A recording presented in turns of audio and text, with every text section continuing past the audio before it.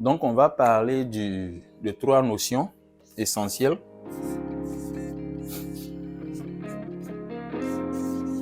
La réallocation de ressources, la réaffectation de ressources et le réaménagement des ressources.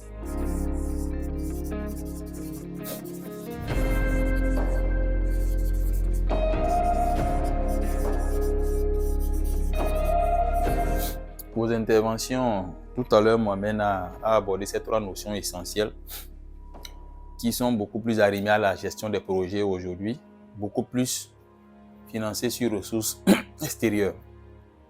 Alors, il y a une différence très nette au-delà des terminologies elles-mêmes, au niveau du mécanisme de fonctionnement des ressources, de cette gestion des ressources, notamment financières. Vous avez la réallocation des ressources. De quoi il s'agit? Vous avez un projet, vous avez les composantes bien déterminées. À l'intérieur de chaque composante, vous avez un ensemble d'activités, notamment des marchés à passer. Donc, la réallocation des ressources va consister en quoi en réalité?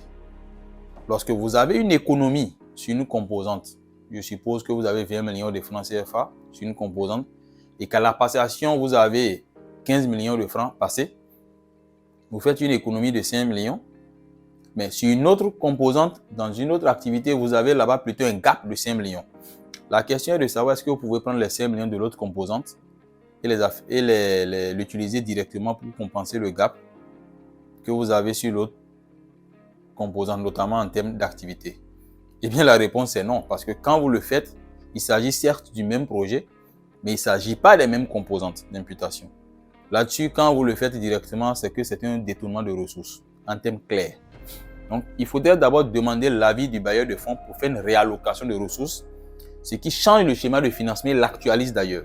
Parce que quand vous actualisez le schéma de financement, vous convenez avec moi que vous touchez un aspect de la convention de financement, ce qui induit systématiquement un avenant. Mais on ne va pas demander au ministre des Finances de venir s'asseoir et signer encore un avenant. Donc, ça va se faire par des signatures, par courrier. Et constater l'avenant parce que là, désormais, vous avez une réallocation qui fait que vous avez un nouveau plan de schéma, un nouveau schéma de financement qui tient compte et qui valide cette réallocation. La réaffectation de ressources.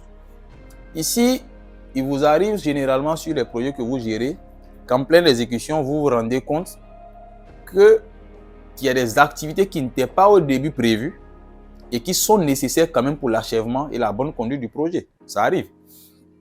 Dans ce cadre, vous pourrez utiliser une économie réalisée sur une autre composante, par exemple, pour aller financer la nouvelle activité ou la nouvelle composante selon les cas qui est créée et qui n'existait pas à l'étape de planification. Là, on parle de réaffectation de ressources. Et c'est généralement ce qui arrive en termes de travaux confortatifs. Quand sur le reliquat d'un prêt, vous avez une économie, le pays a soit l'option d'annulation des ressources ou l'option quand même de réaffectation des ressources à des fins de travaux confortatifs qui doivent être de nature à consolider le projet initial. C'est important de le rappeler. Et le réaménagement des ressources, c'est encore plus simple, c'est une autre notion qui en réalité, je pourrais dire une réallocation, mais à l'intérieur d'une même composante. Parce que dans une composante, vous pourrez avoir, comme je l'ai dit, plusieurs activités. Donc, l'activité A de la composante 1 et l'activité B de la composante 1 peuvent se compenser en termes de gap et de reliquat à l'intérieur, tout en restant à l'intérieur de la même composante. Puisque une composante, par définition, c'est un ensemble d'activités homogènes qui concourent à la réalisation d'un objectif précis. Et vous avez par exemple des composantes études, des composantes développement institutionnel, des composantes gestion de projet. Vous pouvez avoir des travaux comme composantes. Voilà. Donc ça, ce sont des composantes. Et à l'intérieur, vous avez une série d'activités qui concourent à la réalisation d'un objectif sectoriel global. N'hésitez pas à vous abonner au compte YouTube de BAS Consulting et cliquez la cloche de notification pour ne pas rater nos prochaines vidéos.